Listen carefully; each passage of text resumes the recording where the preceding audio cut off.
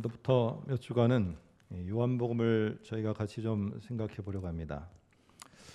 요한복음을 우리가 생각하기 전에 먼저 우리가 주위에서 생각해 볼 문제는 요한복음이 우리들에게 전해주고자 하는 그 핵심 메시지가 뭔가, 이거를 우리들 머릿속에 가지고 있어야지 요한복음 각 장 한 장 한 장을 읽어 내려가거나 묵상할 때 그 핵심 주제에 맞춰서 거기에 맞게 이거를 내가 묵상해서 연결해 갈 수 있게 된다는 사실입니다. 그래서 중요한 거는 도대체 요한복음이 왜 쓰여졌고 거기서 말하려고 하는 게 뭐지?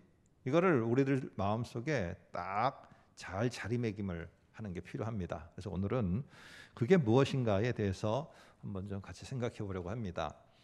요한복음 1장을 보시게 되면은 여러분이 잘 아시는 것처럼 태초에 말씀이 계시니라라고 이렇게 우리가 알고 있습니다. 그러다 보니까 말씀으로다가 우리들에게 잘 알려진 예수 그리스도가 태초에 하나님과 함께 계셨구나.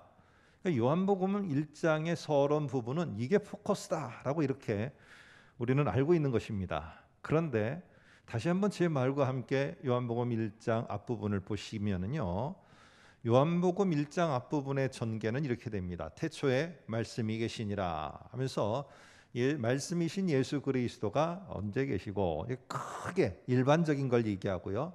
그 말씀이 하나님과 함께 계셨다. 조금 이제 줄어들죠. 포커스가 조금 더 줄어들다가 이 핵심 포커스는 어디에서부터 시작되느냐? 1장 4절입니다. 그래서 1장 4절을 화면을 통해서나 성경을 통해서 한번 보시면 이렇게 말을 합니다. 그 안에, 예수님 안에, 말씀 안에 생명이 있었으니 이 생명은 말씀의 사람들의 빛이라, 이렇게 말합니다. 그러니까 지금 1장에서 앞부분에서 말하려고 하는 것은 하나님과 함께 계셨던 분 예수 그리스도. 그 예수 그리스도 안에 뭐가 있었다고? 생명이 있었다. 그러니까 하늘의 하나님, 그 성부, 성자, 성령, 특별히 오늘은 하나님과 예수 그리스도, 그분들이 공유하고 계셨던 하늘의 독특한 뭐가 있었느냐? 생명이 있었다는 거예요. 그런데 오늘 이것이 20장 31절로 가면은 21장도 요한복음은 있는데 21장은 부록입니다. 그래서 실제로는 이 요한복음은 20장에서 끝나게 됩니다. 근데 20장 31절 마지막에 보면은 요한복음을 왜 기록했느냐? 분명하게 목적을 말해요. 그래서 요한복음을 읽는 사람들은 이 요한복음이 기록한 목적 주제에 맞게끔 이 말씀을 묵상하라고 우리들에게 가르쳐주고 있어요. 그래서 한번 20장 31절도 볼까요? 이렇게 말합니다. 오직 이것을 기록함은 너희로 예수께서 하나님의 아들 그리스도이심을 믿게 하려 하며 또 너희로 믿고 그 이름을 힘입어 생명을 얻게 하려 함이니라. 자, 여기도 생명이 나오고 있어요. 결국에 이 앞부분도 그렇고 끝부분도 그렇고 요한복음의 핵심은 뭐냐? 바로 이 생명과 관련되어 있다는 것입니다. 생명.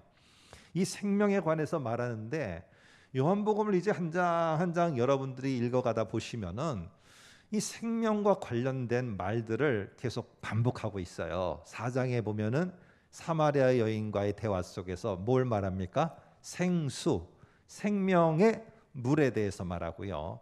좀 지나서는 들판에서 물고기와 떡으로 사람들을 먹이신 다음에 그 다음에 강론을 하실 때 뭘 말하느냐? 생명의 떡, 생명에 대해서 말해요. 그리고는 그 다음에도 예수님이 뭐라고 말씀하시느냐 하면은 제가 중간을 건너뛰고요. 이렇게 말합니다. 나는 부활이요 생명이니, 또 생명을 말씀하셔요. 그리고 요한복음 3장과 5장 두 장에서는 나중에 보겠습니다만 집중적으로 뭘 말하느냐 하면은 영생, 영원한 생명이라는 말을 집중적으로 하고 있습니다. 자, 이런 거를 종합해 볼 때 요한복음은 뭘 알게 하려고 하느냐? 우리에게 생명이 있음을 알게 하는 거예요. 그러면 왜 이 말이 필요했겠습니까? 왜 생명이 있음을 이들로 하여금 알게 하고 생명을 얻게 하는 게 필요했겠어요? 오늘 이 사람들이 살아가던 초대교회 시대 참으로 힘들었습니다. 여러 이단의 가르침들이 초대교회들을 위협했고요. 상황도 녹록하지는 않아서 참 힘들게 생활들을 하고 있었어요. 이러다 보니까 이들의 관심이 어디에 가 있느냐 하면은 이럴 때 나는 뭘 하지? 이럴 때 나는 어떻게 하지? 여기에 핵심 가치를 두는 거예요. 상황이 어렵고 힘들죠. 너무 버거우니까 그러면 이 문제 속에서 나는 뭘 할까? 나는 어떻게 할까? 이것들을 생각하다 보니까 이게 문제가 해결되는 게 아니라 더 잘못된 길로 가는 거예요. 그래서 이단들에 넘어가고 거짓 가르침에 넘어가고 협동조합의 우상 숭배에 넘어가 버리고 이러는 일들이 벌어지다 보니까 오늘 요한복음도 그렇고 요한일서도 그렇고요. 이게 어떻게 뭘 할까? 이게 문제 해결의 근간이 되는 해결책이 아니라는 겁니다. 그럼 뭐냐? 너희가 먼저 너희의 중요한 삶의 핵심 가치가 뭔가를 분명히 알면은 어떻게도 새롭게 나올 수 있고 뭘 해야 되는지도 새롭게 나온다는 거예요. 그래서 중요한 게 뭐냐? 너희가 도대체 누구냐? 너희가 도대체 누구냐는 것을 먼저 답을 좀 해봐라 하는데 그 핵심으로 말하는 게 너희에게는 저 사람들이 없는 게 있어. 왜 잊어버렸냐? 너무 부러워하지 말고 없다고 낙심도 하지 마라. 안 된다고 꼬인다고 절망과 포기도 마라. 너희에게는 분명히 새로 일어날 수 있는 근간이 있어. 그게 뭔지 아냐? 바로 예수가 이 땅에 내려오면서 가져다 주신 하늘에 생명이 있는 자들이야. 왜 생명이 있는 자들이 생명 없는 자를 보면서 거기에 부러워하거나 낙심하거나 절망하느냐? 그래서 이 초대교회 사람들에게 하늘의 생명이 있음이 얼마나 소중하고 얼마나 가치 있고 이게 나의 삶의 핵심 가치라는 것을 깨달아야 된다. 이것을 오늘 요한복음도 그렇고요. 나중에 시간이 되시면 요한일서도 보면은 표현들도 상당히 유사합니다. 메시지도 상당히 유사한 부분들이 많고요. 자, 그런데 요한복음에 보면은 삼위 하나님이 등장을 하세요. 그런데 하나님이 등장하시는데 이 하나님이 정말로 성부, 성자, 성령 하나님이 핵심 가치, 중요한 핵심 가치는 뭐였을까요? 이 핵심 가치가 그분들의 사역의 모든 것들에 정말 열심을 내시고 어떤 목표를 향해서 열심을 내서 가시는데 그 목표가 뭐냐는 거예요. 오늘 이렇게 생각할 수 있겠죠. 들판에 배고파하는 백성에게 떡을 주고 물고기를 주고 사업이 힘든 자에게 사업장에 또 나아갈 수 있는 활로를 열어주시고 어렵고 힘들고 직장을 못 구하는 젊은이들에게 직장의 문제도 해결해주고 물론 하나님의 그렇게 원하시는 목표 가운데 일부는 될 수 있어요. 그러나 성삼위 하나님이 함께 움직이며 함께 한 곳을 바라보며 함께 역사해 나가는 중요한 핵심 가치는 아니라는 겁니다. 하나님께 내가 기도하지만은 여전히 사업장은 어려울 수 있고요.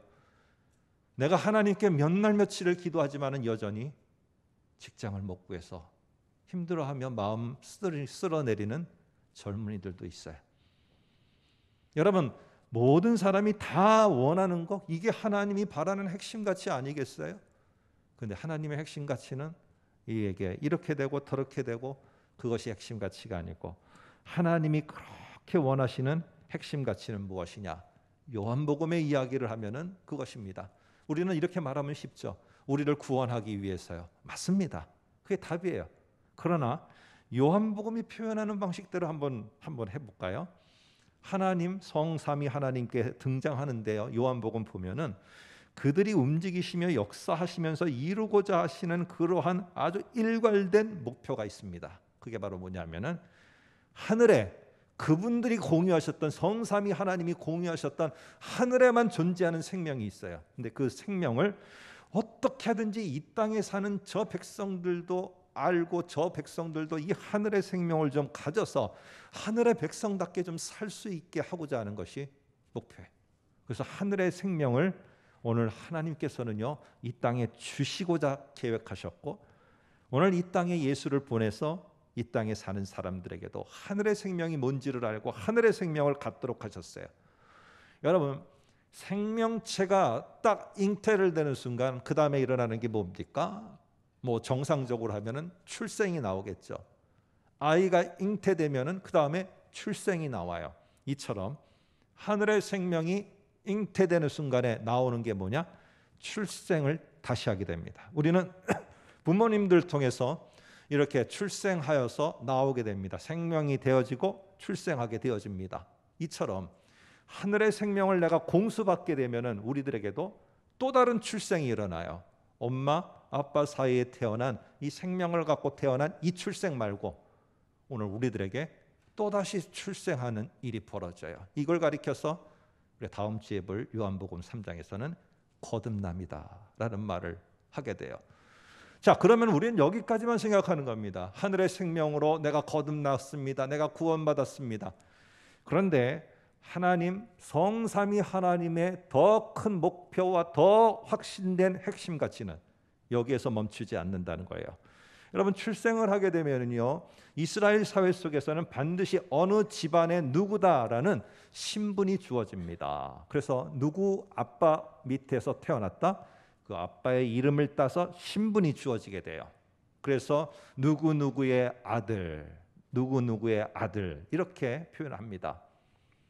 여러분, 이런 모습처럼 요한의 아들 시몬 뭐 이렇게 한 것처럼 누구에게 어떤 생명을 받아 출생했느냐에 따라서 신분이 주어지고 신분에 맞는 삶이 주어지게 됩니다. 오늘 그런데 하늘로부터 생명을 받으면은요, 우리는 다시 새롭게 출생하게 되고 이제는 누구의 이름을 따서 자녀가 되느냐? 누구의 아들? 요한의 아들 시몬이 아니라 하나님의 자녀 아무개로 바뀌게 됩니다. 여러분, 그뿐만 아니라 하나님의 자녀 누가 되는 순간에 우리는 하나님의 자녀로서 해야 될 일들이 새롭게 보여지게 되어집니다. 새롭게 열려지게 돼요. 오늘 이 말을 하는 것이 요한복음 3장 16절이에요. 한번 화면을 통해서 볼까요? 이렇게 말합니다. 여러분이 잘 아시죠? 외우셨으니까.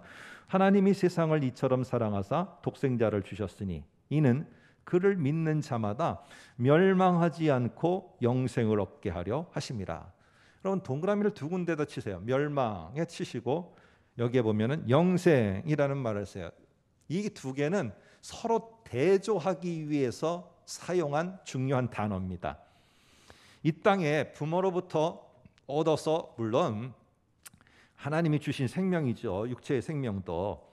그런데 부모로부터 혈통으로 태어난, 그래서 얻게 된 생명은요, 심장이 뛰다가 멈춰버리면은 생명도 끝나버립니다.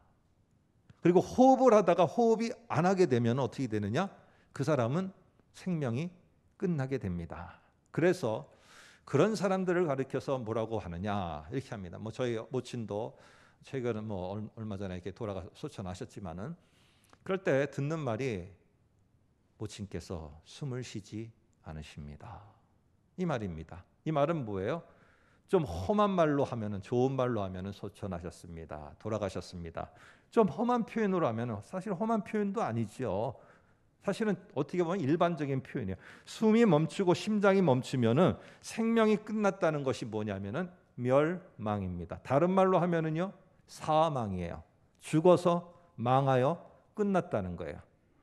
그런데 오늘 육체의 생명은 여기서 뛰다가 멈추면은 사망, 죽어서 끝나버렸다는 거예요. 그런데 하늘의 생명은 뭐냐? 멸망으로 끝나는 생명이 아니라는 거예요. 그리고 무슨 생명이냐? 이 생명은 끝나지 않고 계속적으로 이어져 가는 생명이다 해서 그것을 영원히 이어져 가는 생명, 그래서 이걸 두 글자로 영생이라고 하는 겁니다.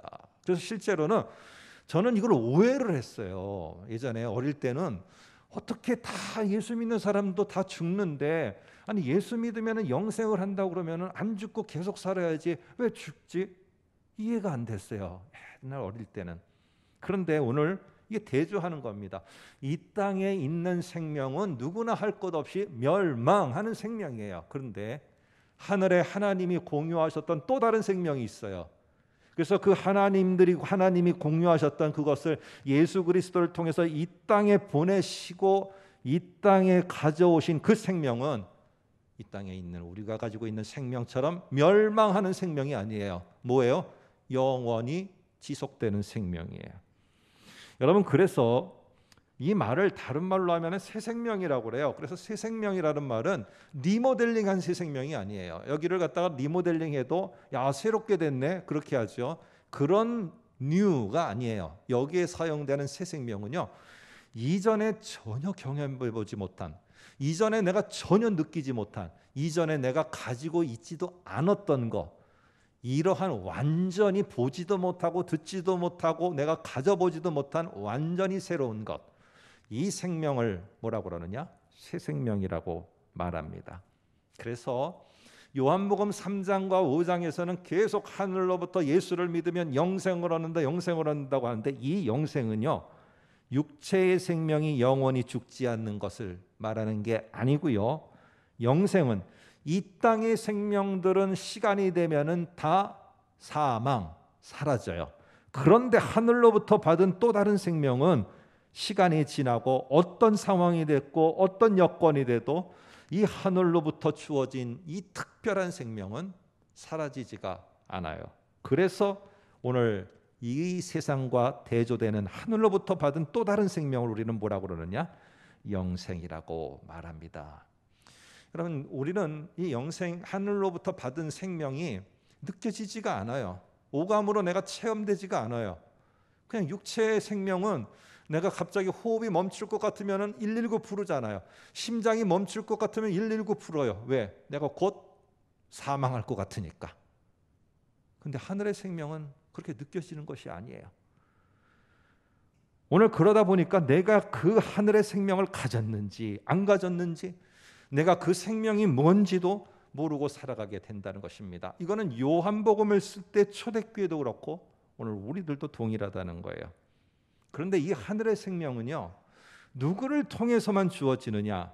오직 예수 그리스도만을 통해서. 왜? 그 하늘에서 생명을 공유하고 계셨던 분, 공유하고 계셨던 하나님, 성삼위 하나님, 그분 중에 단 예수만이 그 생명을 품에 품고 이 땅에 내려왔기 때문에 그래요. 요즘에 종교들이 다원주의가 돼서 이 종교를 통해서도 가도 구원이라는 거기에 들어가고, 이 종교를 가지고도 구원이라는 곳에 들어가고, 뭐 여기를 통해서도 구원이라는 곳에 들어가고, 이런 말을 하는데요, 오늘 성경은 명확하게 말해요. 하늘에서 하나님 그 속에서 생명을 공유하며 하늘의 생명을 공유하고 생명을 품고 하늘로부터 이 땅에 내려온 분은 전무후무하게 예수밖에 없어요. 예수 그리스도밖에 없는 거예요. 근데 어디서 생명이 다시 주어져요? 그럴 수가 없는 것입니다. 오늘 그렇기 때문에 이 사실에 대해서 이런 이단들이 계속 찝쩍거리는 거예요. 무슨 하늘의 생명을 가지고 어떻게 더러운 육체의 몸으로 신이 내려왔다고 하느냐. 계속 찝쩍거리니까 오늘 요한은 강조하는 거죠. 무슨 소리 하는 거냐. 하늘에서 생명을 공유하시고 이 땅에 생명을 가지고 육체의 몸으로 오셔서 우리들에게 그렇게 육체의 몸으로까지 오시기까지 오죽 우리를 사랑하시고 오죽 우리가 핵심 가치였으면 이 정도까지 하나님이 하셨겠냐. 너희는 이 더러운 몸에 하나님이 어떻게 내려오느냐 이렇게만 생각하지 말고 반대로 좀 생각해봐라. 얼마나 우리를 사랑하고 하늘의 생명을 이 땅에 있는 사람들에게 또 주시고자 싶어서 다른 생명으로 주시고 싶은 마음이 얼마나 간절했으면 인간의 몸으로까지 내려왔겠느냐. 이 더럽다고 하는 인간의 몸으로까지 하면서 오늘 요한은 더 강하게 대조해서 말하고 있어요. 이 사실을 3장과 5장에 한번 나중에 보시면은요, 요한 1서도 보시면 아주 집중적으로 말합니다. 한번 몇 군데만 찾아보겠습니다. 3장 15절.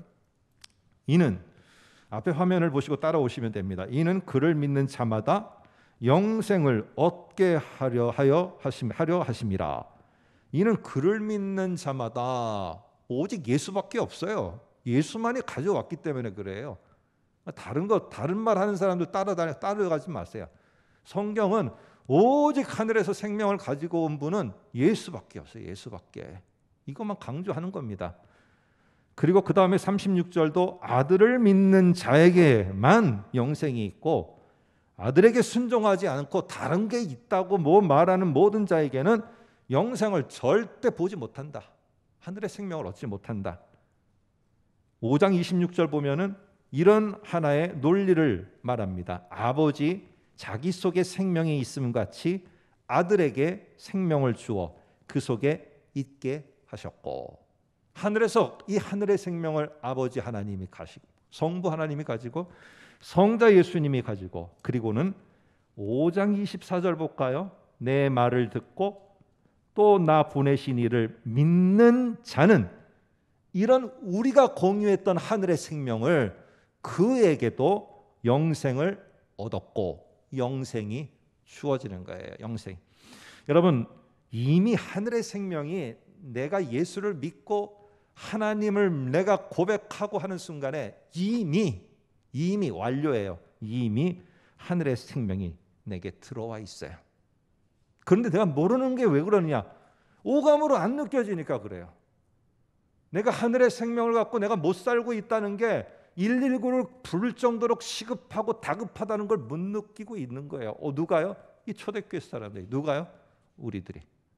못 느끼는 거예요. 오늘 그래서 이것을 종합하면 이렇게 됩니다. 하나님 아버지 안에 하늘의 생명이 있었어요.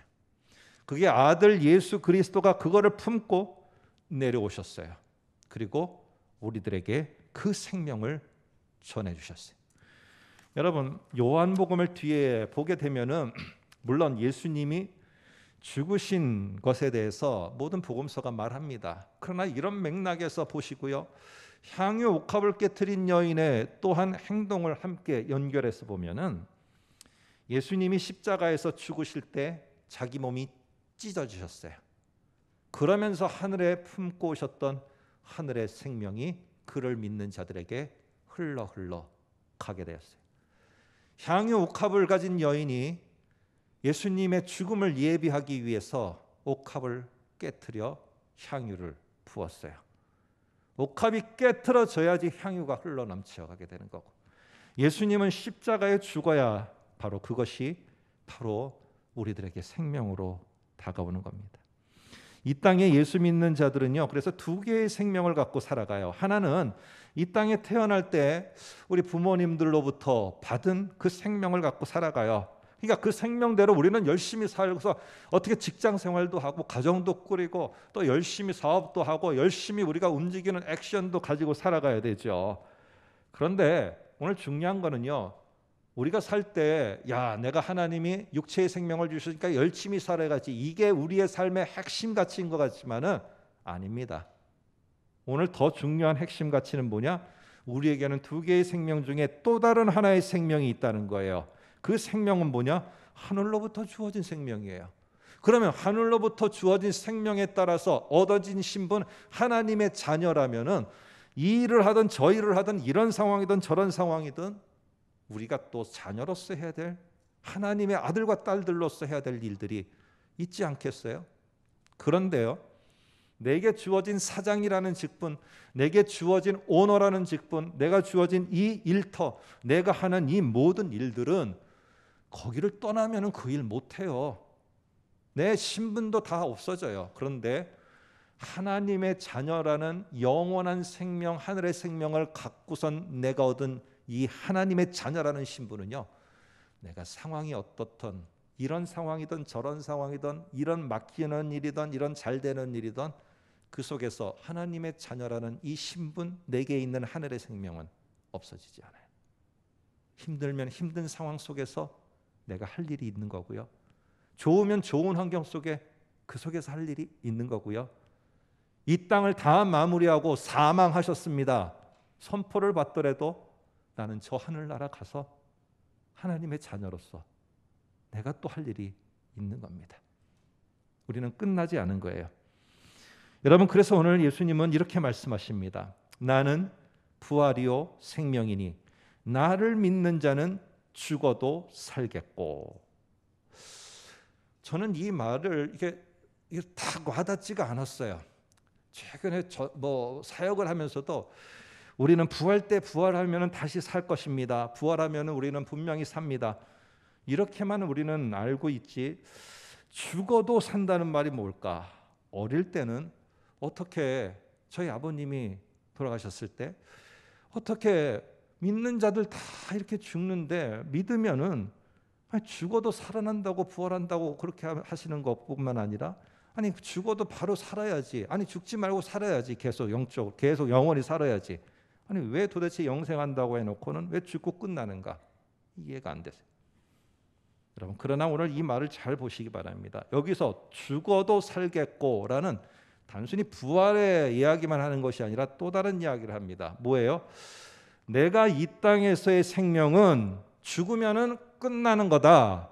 그러나 우리에게는 또 다른 생명이 있어서 죽어도 끝나는 게 아니고 또 다른 하늘의 생명 때문에 우리는 지속적으로 끝나지 않고 살아가게 된다는 거예요.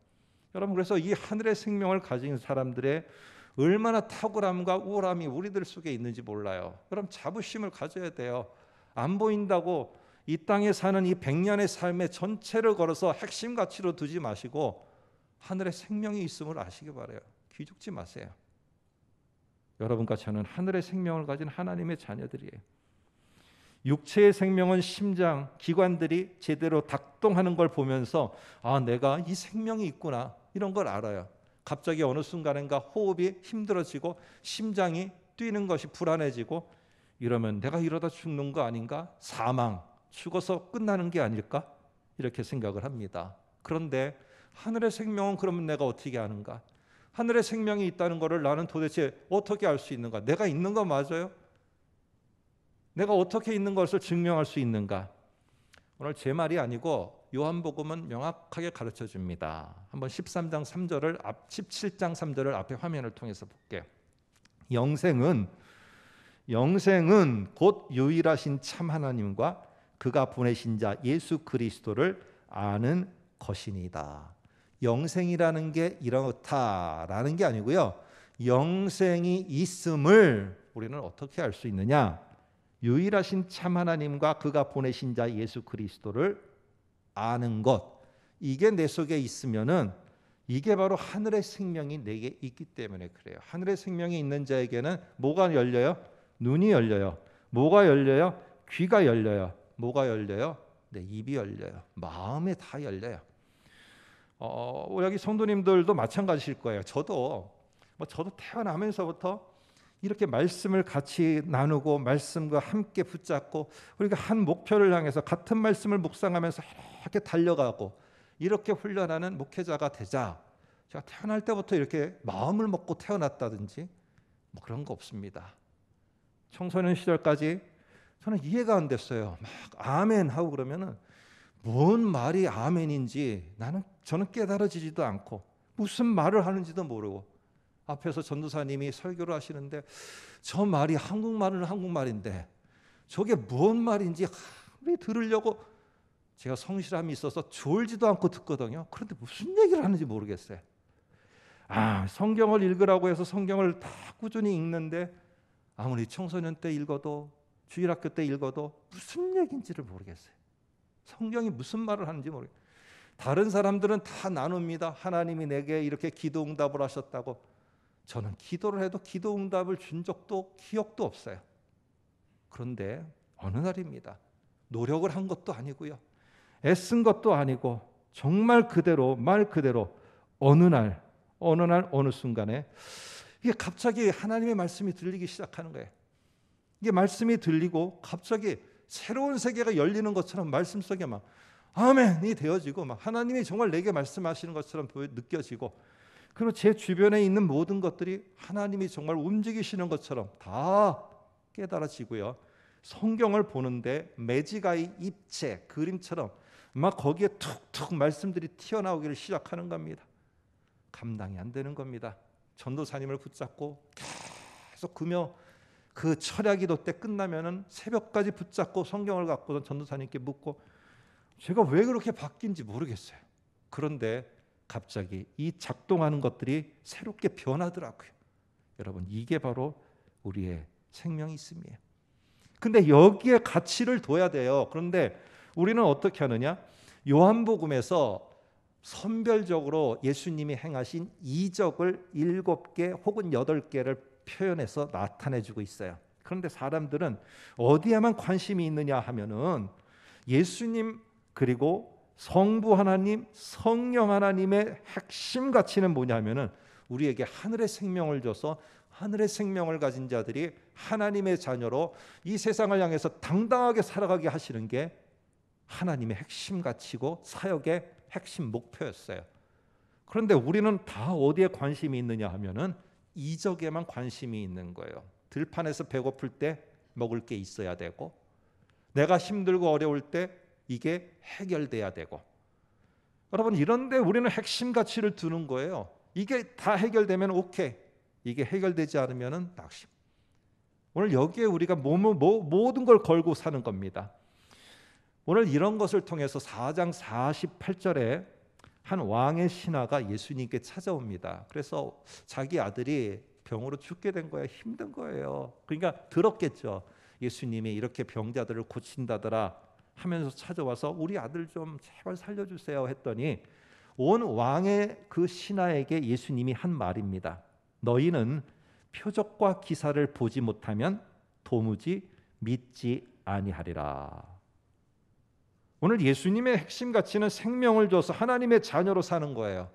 그런데 오늘 이 살아가는 사람들, 여기에서는 왕의 신하지만은 실제로는 이 수신자들인 초대교회 사람들은 다 눈에 보이는 이적과 같은 것을 그들의 핵심 삶의 중요한 가치로 여기고 산 겁니다.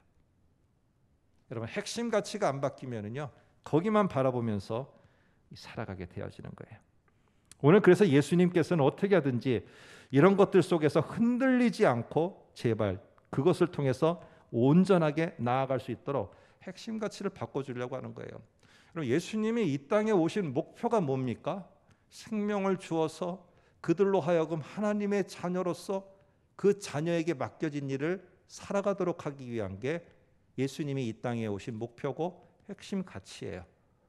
근데 예수님이 그 일을 위해서 고난 받으셨어요. 조롱도 받으셨어요. 십자가에 처참하게 죽으셨어요. 제가 고난 주간 한번 이런 기도를 한 적이 있습니다. 예수님 정말로 나를 위해서 우리를 위해서 구원하시기 위해서 이런 고난의 길을 가셨군요. 이런 조롱과 멸시를 받으시면서 얼마나 힘든 길을 가셨는가. 이걸 생각하면서 눈물을 흘리는 이런 제 자신을 봤어요. 얼마나 힘드셨습니까? 그런데 제 마음속에 예수님이 이렇게 말씀하시는 것 같더라고요. 네가 볼 때는 그게 고난이고, 네가 볼 때는 내가 멸시를 받는 거고, 네가 볼 때는 내가 조롱을 받는 거고, 네가 볼 때는 내가 불쌍해 보이고, 내가 참 안타까워하게 보이는 것지는 모르겠지만, 나는 너에게 생명을 주고 너를 하나님의 자녀로 삼고 하나님의 자녀로서 이렇게 살도록 하기 위해서 나는 그 생명을 주러 지금 가고 있는 그 길을 가는 것이지, 내가 이게 고난이고 멸시고 내가 눈물 나는 일이고 나는 그렇게 생각한 적 없다. 나는 너에게 생명 주러 지금 그냥 이 일을 행하고 가는 것이다. 이러니까요, 그 다음부터는요 이게 다 새롭게 보이기를 시작하는 것입니다. 여러분 오늘 특별한 하늘의 생명이 있음을 알지 못할 때가 많아요. 그렇지 않아요? 저처럼 여러분들도 그렇고 다 경험해 보시지 않았어요?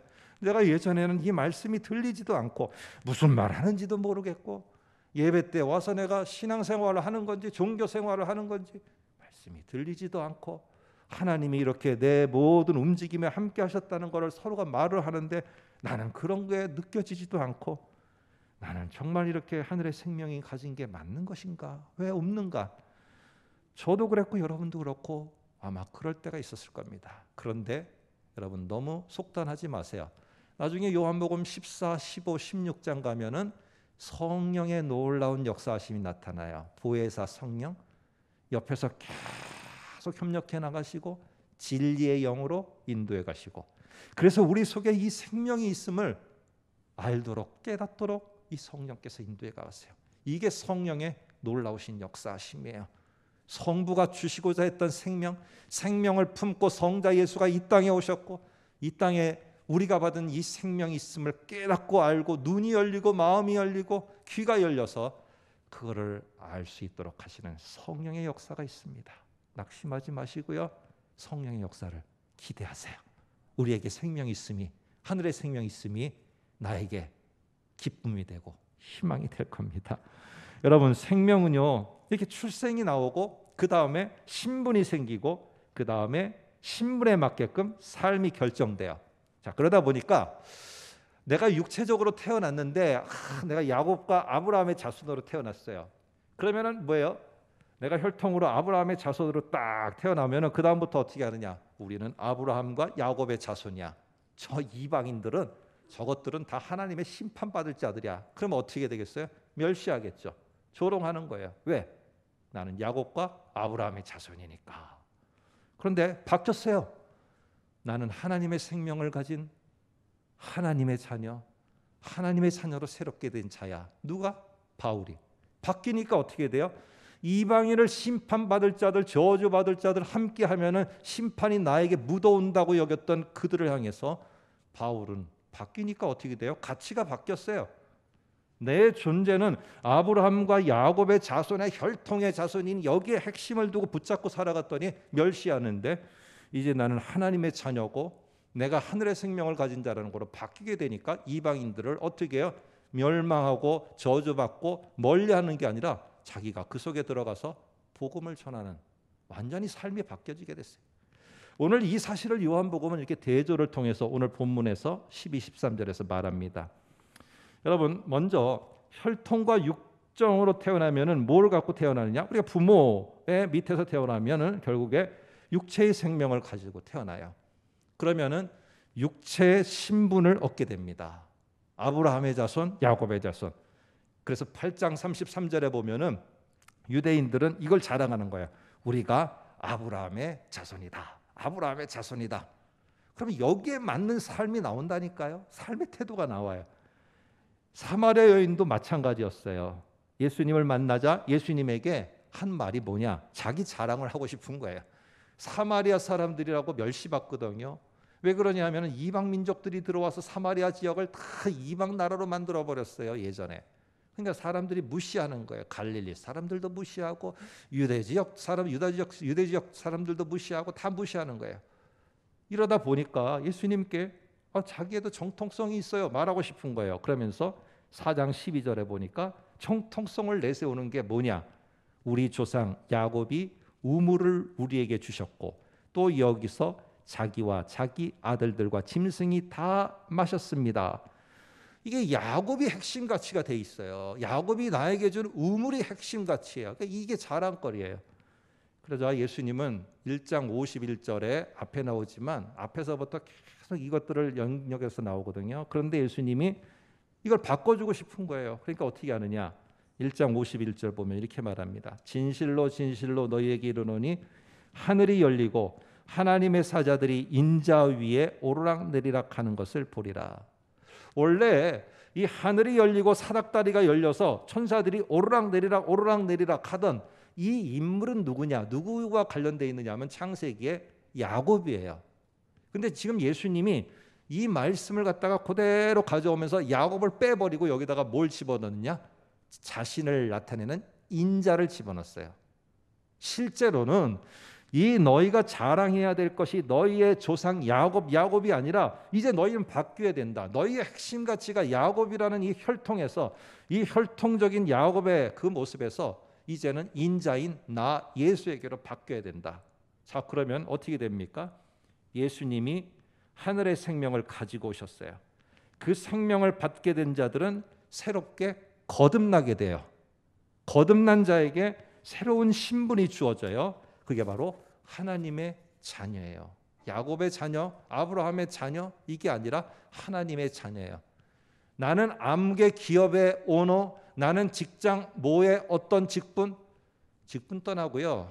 그 사업장 떠나면은요 다 없어져요. 그런데 남는 게 있어요. 없어지지 않는 게 있어요. 아까 말씀드렸던 하늘의 생명을 가져 새롭게 태어난 자로서 하나님이 주신 신분, 하나님의 자녀라는 건 사라지지 않아요. 사장일 때 떠나면 사장에 해야 될 일 다 사라져요. 그런데 하나님의 자녀로 끝까지 남아있을 때는요, 그 일을 내가 끝까지 감당할 수 있어요. 다른 모습이랄지라도. 이게 12, 13절의 내용이에요. 한번 볼까요? 화면을 통해서. 영접하는 자, 곧 그 이름을 믿는 자들에게는 아까는 뭘 줬어요? 영생을 줬는데 영생을 통해서 새롭게 태어난 그들에게는 이제 뭐가 되느냐? 하나님의 자녀가 되는 권세를 줘요. 근데 이 하나님의 자녀는 어떻게 다르냐? 13절에 이는 하나님의 자녀는 혈통으로나 육정으로나 사람의 뜻으로 출생한 것과는 다른 거예요. 누구로부터 주어진 거냐? 하나님으로부터 출생한 자들. 이 사람들이 하나님의 자녀들이에요. 여러분, 이스라엘 문화에서 제가 여러 번 말씀드렸지만은 아버지와 자녀, 아들의 관계는 아버지는 아들에게 기업, 그가 일할 터전을 줍니다. 아버지가 하던 거를 그대로 물려줍니다. 뿐만 아니라 아들에게 기술까지 다 전수해 줍니다. 돈도 다 줍니다. 그러면 아들은 어떻게 해야 되느냐? 자기가 받은 이 모든 터전과 역량, 기술, 물질을 가지고 허랑방탕하게 쓰면 안 되고요. 자기를 위해서도 안 돼요. 자기가 계획을 세우고 자기가 어떤 걸 만들어서 자기가 자기를 위해서 달려가는데 아버지가 준 거 쓰면 안 돼요. 오직 누구를 위해서? 아버지가 원하는 것을 잘 헤아려서 그것을 행해야 돼요. 오늘 그래서 우리가 하는 주기도문에 예수님이 이것을 아예 딱 못을 박아놨어요. 6장 9절, 마태복음 6장 9절을 보면 이렇게 말합니다. 너희는 이렇게 기도하라. 하늘에 계신 우리 아버지여. 이 말은 뭐예요? 하나님, 당신은 아버지입니다. 그 다음 말을 가로 열고 가로 닫고 하면은 저희는 당신의 자녀들입니다. 그렇기 때문에 그 다음 말 6장 10절에 뜻이 하늘에서 이루어진 것 같이 성삼위 하나님께서 뜻을 정하셨어요. 핵심 가치를 정하고 목표를 정했어요. 그게 뭐냐? 저희들에게 하늘의 생명을 주자. 그래서 저들이 새롭게 거듭나서 새롭게 태어나서 새로운 신분, 하나님의 자녀라는 신분을 갖고 이 땅에서 이렇게 멋있게 살도록 하자. 뜻이 하늘에서 이루어진 것 똑같이 이제는 우리가 하나님의 자녀가 됐습니다. 이제는 하나님, 우리들이 하나님이 기뻐하시는 그 뜻을 이 땅에서 이루어 드리는, 오로지 우리의 핵심 가치는 하나님의 자녀로 하나님의 뜻을 이루어 드리는, 이것들을 위해서 우리가 같이 손을 잡고 가는 하나님의 자녀로 우리가 살아갑니다. 중요한 우리의 주기도문의 내용입니다. 여러분, 하나님의 약속 계획이 이 땅에 성취되도록 하나님의 자녀들은요, 우리들 속에 하나님이 주신 역량이라는, 능력이라는, 어떻게 보면은 그 능력이 있어요. 많은 사람들이 이렇게 말합니다. 특별히 젊은이들이 질문을 하면은 뭐가 너의 능력이냐? 뭐가 네가 잘하는 역량이 뭐냐? 없어요. 저 할 수 있는 게 없어요. 아니, 그래도 있을 텐데 아무것도 잘하는 게 없어요, 저는요. 여러분, 그렇지 않습니다. 여러분, 잘한다는 거, 내가 탁월하다는 것, 이거를 누구하고 비교하기 때문에 그러냐 하면 다른 세상의 사람들과 비교하기 때문에 그래. 쟤는 머리가 좋아서 저런 데도 학교도 가고, 머리가 좋아서 시험에 척척 붙고, 나는 그런 능력이 없다는 거예요. 이거는 누구하고요? 그들과 비교하기 때문에 그래요. 하나님이, 우리 하나님의 자녀인 우리에게 원하는 역량은 이런 역량이 아니에요. 나 뭐 하지? 나 뭐 하면 될까? 어떻게 하면 될까? 이게 아니고요. 지금 내게 처해진 여건과 상황이 있어요. 이 상황이 별로 좋지 않아. 그렇지만 이 여건과 상황 속에서 내가 그럼에도 불구하고 내가 쉬지 않고 잘할 수 있는 것. 이게 하나님이 하나님의 자녀로서 살아가는 삶의 모습이에요. 어떤 어르신 예전의 일입니다. 병원에 입원하셨어요. 병원에 입원해 계셔서 오랜 세월 입원해 계십니다. 그럴 때 그분에게 말하는 거죠. 힘내세요. 목사님, 제가 이제는 젊지도 않고 제가 교회를 위해서 뭔가 할 수 있는 게 아무것도 없어요. 이제 정말 힘도 없고 아무것도 없어요. 이게 누워있는 일밖에 없어요. 그런데 가만히 보니까 그분이 우리보다 낫더라고요. 그분은 주무시는 시간, 그 외의 시간은 눈 감고 교회를 위해서 계속 기도하는 거예요. 자기가 떠오르는 사람들을 놓고 한 사람 한 사람 계속 기도하는 거예요. 시간이 될 때 녹음기에서 흘러나오는 성경 말씀을 끊임없이 들으면서 그 하루의 시간들을 거기에 쏟아붓고 있었어요. 오늘 그분이 할 수 있는 가장 큰 역량이고 하나님의 자녀가 할 수 있는 가장 아름다운 역량 발휘인 거예요. 어찌 압니까? 오늘 이 교회가 이렇게까지 우리가 세워져 가고 이렇게까지 움직여 가는 것이 많은 힘쓰고 애쓰는 분들이 있어서이기도 하지만은 오히려 더 눈에 보이지 않는 그런 24시간 불철주야로 기도하고 누워 있지만 끊임없이 기도하는 그 기도 때문에 이 교회가 세워져 가고 있는지 누가 판단합니까? 여러분, 우리가 최고로 여기는 가치는요, 우리가 최고로 여기는 핵심 가치는요, 내가 어떻게 했는가, 무엇을 했는가가 아니고요, 내가 누구인가예요. 누구인가. 핵심 가치가 바뀌면 삶도 바뀝니다. 내가 하나님의 자녀야. 내가 하나님의 생명을 받은 이 하나님의 자녀라고 하면은 내 상황과 여건이 안 좋더라도 할 게 있어요. 여러분, 돈의 핵심 가치를 둔 사람은요, 연봉이 적으면은 창피해 갖고 나가지도 못하고 말도 못합니다.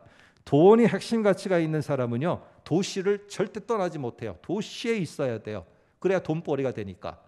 그런데 이렇게 살던 삶이 핵심 가치가 바뀌었어요. 건강이 안 좋아졌어요. 건강이 핵심 가치로 바뀌면은요, 거기에 뭐 토달 것도 없이 도시를 바로 떠납니다.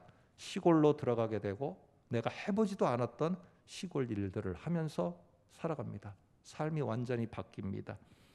어떤 상황에 있느냐? 사람들은 어떻게 할까? 무엇을 할까? 뭘 하면 되지? 어떻게 하면 되지? 여기에 핵심 가치를 두는 거예요. 여기에 몰두하는 거예요. 여러분, 그런데 참 희한하게도요, 어떻게 하지?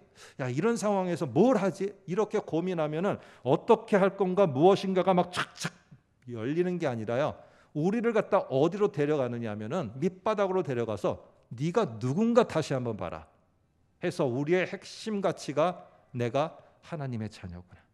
나에게 하늘의 생명이 있구나. 그래, 내가 적어도 하늘의 생명을 가진 하나님의 자녀인데 이런 상황 저런 상황에 있다고 내 이 핵심 가치는 변하는 거 아니지 않냐? 이것에 내가 더 굳게 하면은 참으로 희한하게도요, 어느 날 갑자기 어떻게 할 일이 내 앞에 보여지기 시작해요. 제 경험이에요. 갑자기 뭘 해야 될 것인가가 보여지고 그것이 나타나기 시작해요. 야, 이게 그럼 이 정도인데 될까? 어떻게를 하고 무엇을 하면은요, 그 속에서 제가 생각하고 제가 기대했던 것 그 이상으로 하나님의 놀라운 세일이 일어나게 됩니다. 여러분과 저의 핵심 가치는 어떻게 하고 뭘 만들어내고가 아니라 우리는 하늘로부터의 하나님 예수 그리스도를 통해서 주어진 하늘의 생명을 가진 나는 하나님의 자녀다. 내가 이 순간에 하나님의 자녀로 내가 뭘 할 수 있는가? 내가 그것을 내가 어쨌든 최선을 다해서 나가겠다. 이렇게 해나갈 때 저와 여러분 앞에 정말로 우리의 생각하는 그 이상의 하나님의 세일 행하심이 있을 줄로 믿습니다. 기도하겠습니다. 이 시간 우리 함께 기도할까요?